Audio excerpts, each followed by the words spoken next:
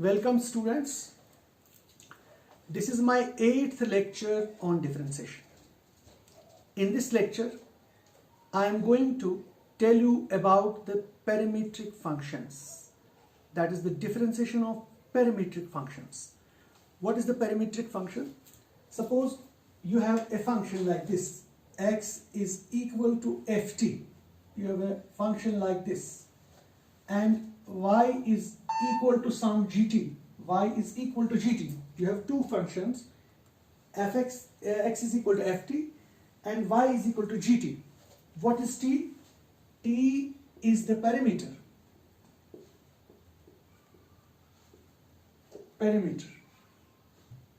Right? That means x is a function of some third variable, that is t, and y is also the function of some third variable, that is t. So that t, third variable, is called the parameter. Right? That means x and y are the variables and they are the functions of some third variable. That third variable is t. But out of these two functions, this function and this function, I have to find dy by dx. Now how to find dy by dx from these two functions? So in this case, you must be given the two functions, x is equal to ft and y is equal to gt. This is in general. I have taken the functions in general. That means what I will do, I will differentiate x with respect to t. I will differentiate first x with respect to t. I will take this function. What is the differentiation of x with respect to t? That is dx by dt is equal to, what is the differentiation of ft? That is f dash of t. You call it first. Right? This is the differentiation. Now we'll come to the other function also. Other function is differentiate here y with respect to t. Right? That is dy by dt will be equal to g dash of t. G dash represents the differentiation of gt and f dash represents the differentiation of ft. ये तो यहाँ पर कोई भी function होगी, ft. It can be t square, it can be sin t, it can be e raised power t, it can be anything. उसकी differentiation उस वक्त देखनी है क्या है, मैंने उस differentiation को denote किया by f dash of t. और gt भी कोई भी function होगी, right? उसकी differentiation को मैंने denote किया by gt. But what I have to find actually? I have to find dy by dx. So I will write dy by dx is equal to dy by dt into dt by dx. Now you please note this thing. You please note this. See what is this. Actually I have to find dy by dx. dy by dx is equal to dy by dt into dt by dx. अब समझ लीजिए dt और dt cancel हो गया तो ये आ गया dy by dx वापस. Right? Now what I will do, dy by dx is equal to, what is dy by dt? Dy by dt is g dash of t. So instead of this, I will write g dash of t into dt by dx. dt by dx, this is dx by dt. dt by dx will be इसका reciprocal, इसका उल्टा, ये ऊपर और ये नीचे, उसका मतलब है ये होगा 1 upon f dash of t. Right? So your result will be g dash of t divided by f dash of t. So this is our answer. So this is how to find dy by dx from these two functions. What are these two functions called? These are called the parametric functions. What is the parametric function? Parametric function is if you have two functions in two variables x and y, but these two variables depend on some third variable, and that third variable is t. They are expressed in terms of third variable, and that third variable is t.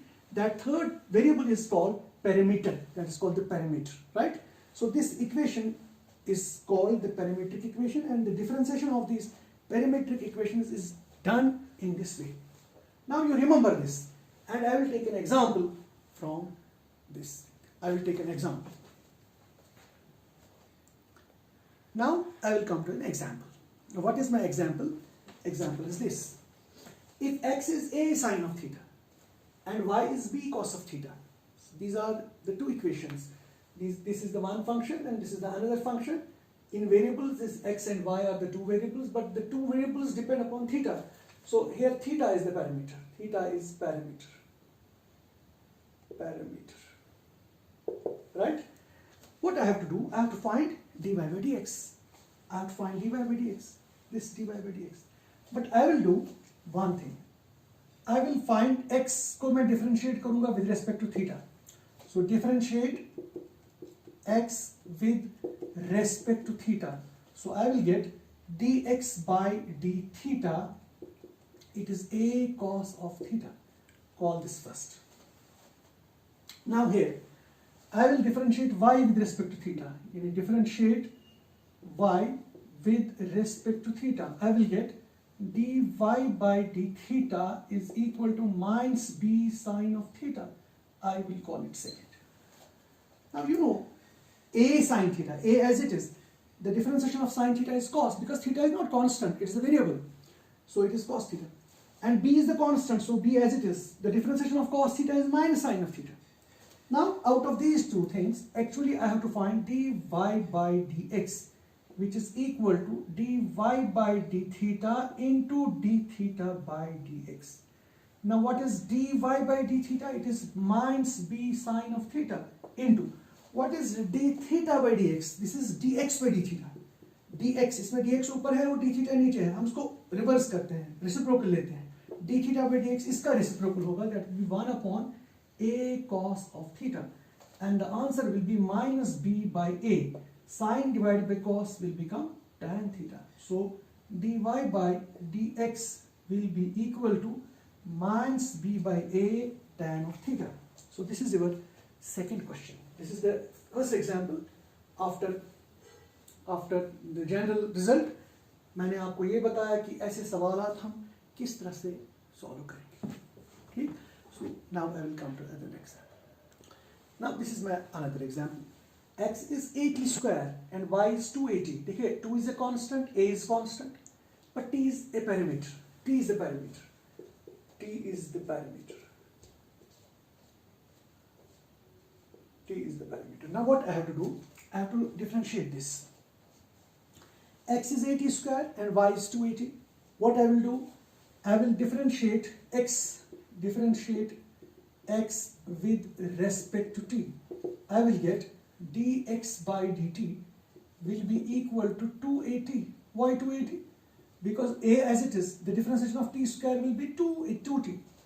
Now here you differentiate y with respect to t.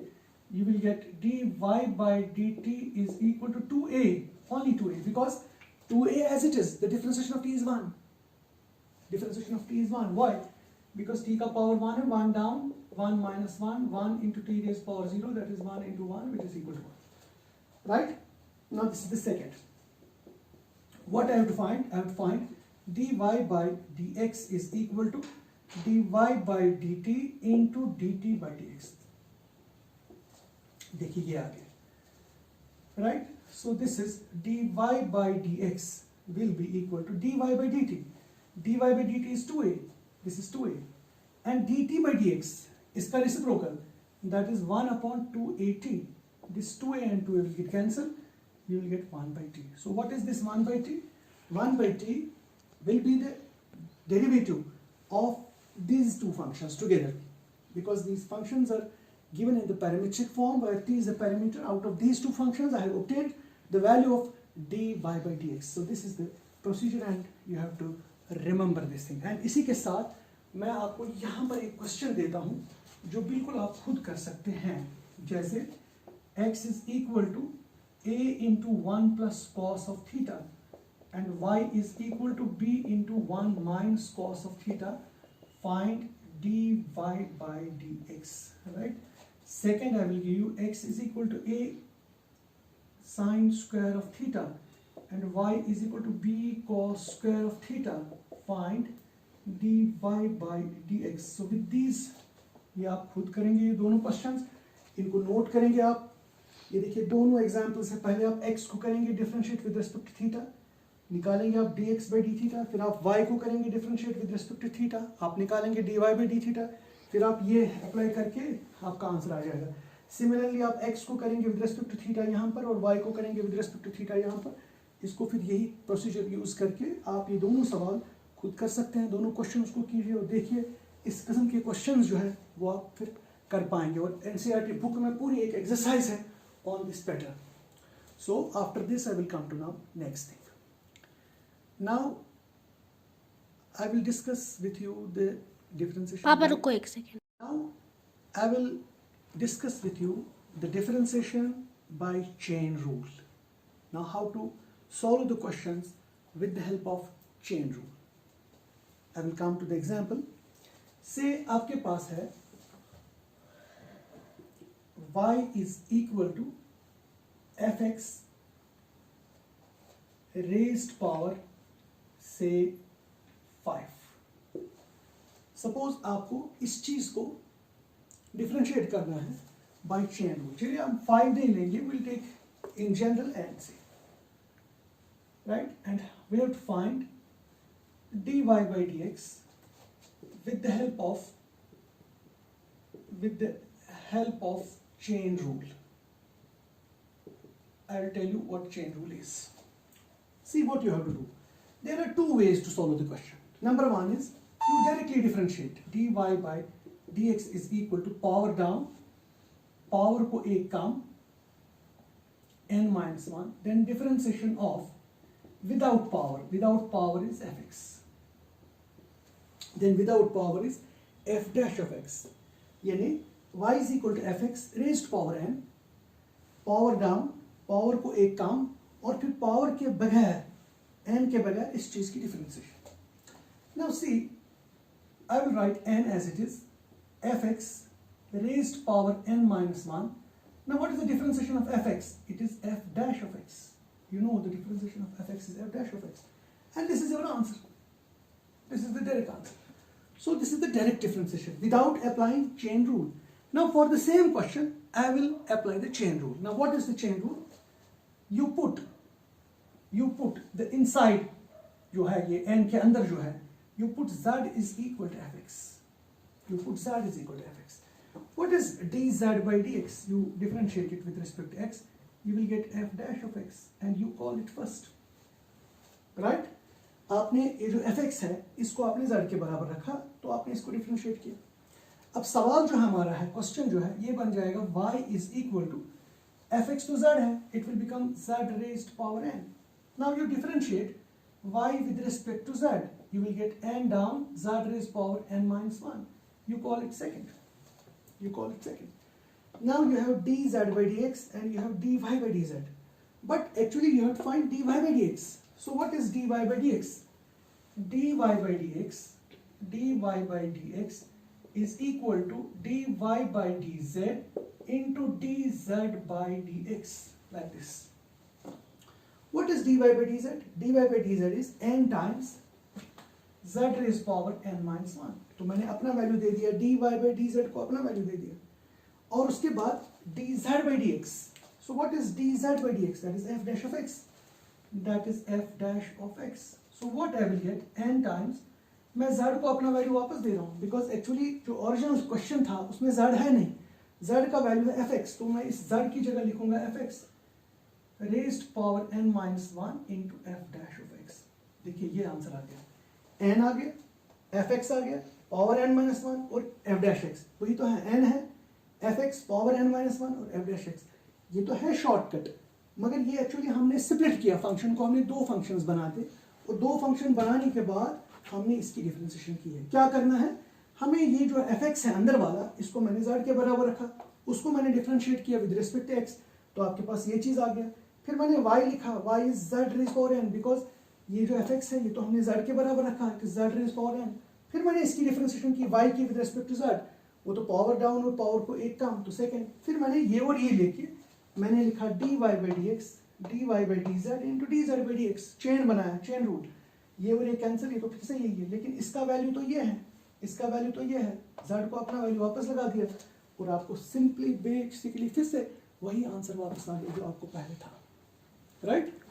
Now will come to the next example. अब देख लीजिए, अब मैंने एक function ले ली, y is ax plus b raised power n. मैंने एक फंक्शन ले ली, y is ax plus b raised power n.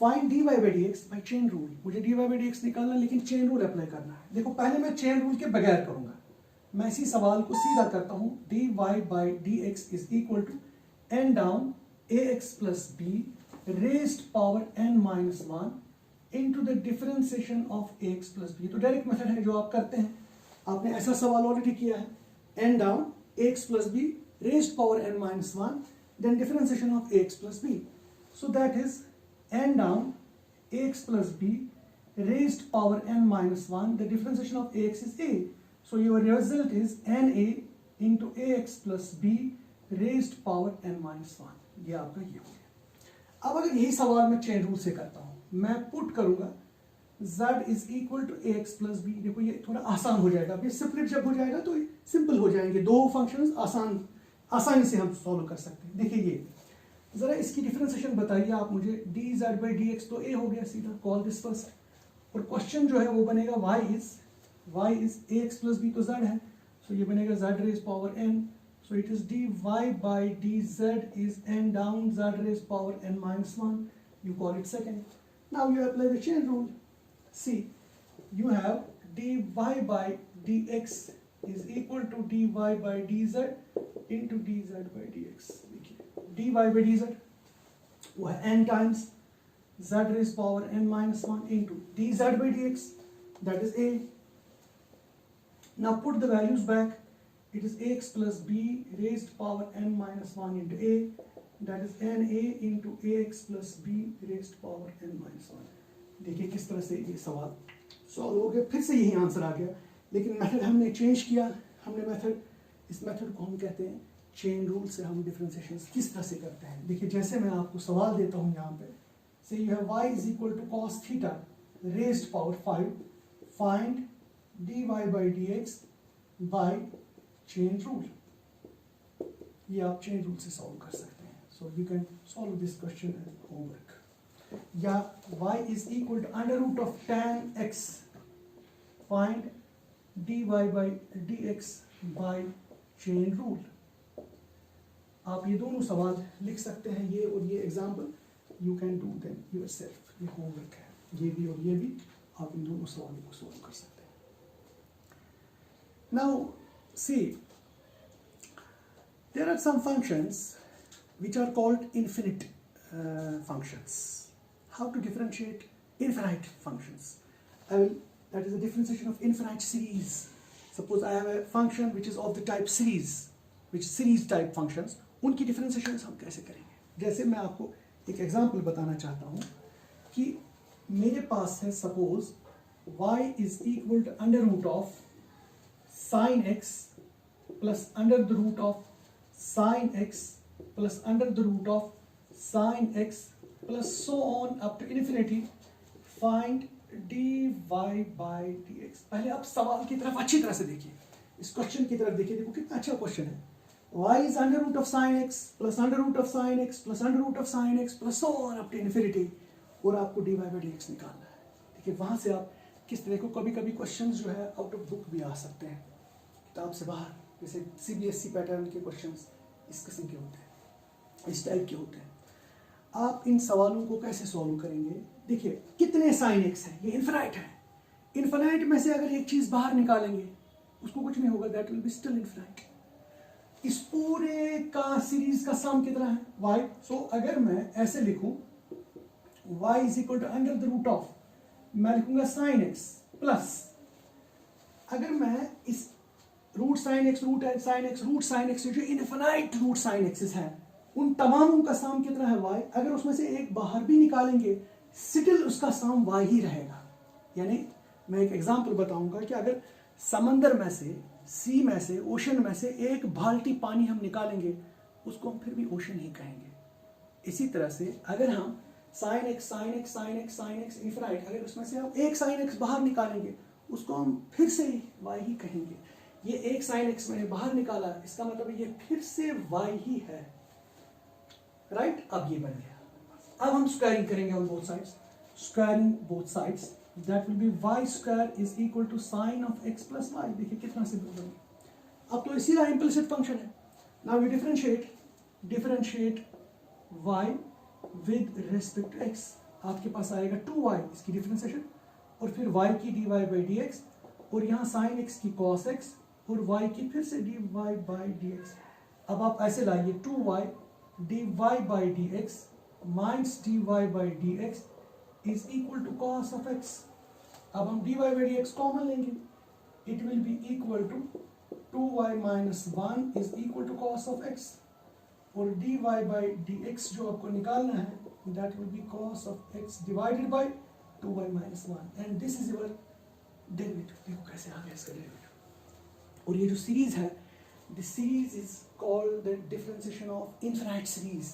This is the differentiation of infinite series के ऐसे ऐसे सवाल जो है उनको हम किस तरीके से सॉल्व करेंगे। जैसे मैं यहाँ एक एग्जांपल लेता हूँ कि y is equal to under root of x plus under the root of x plus under the root of x plus so on up to infinity. Find dy by d x. ये सवाल है, किसको तरह से करेंगे।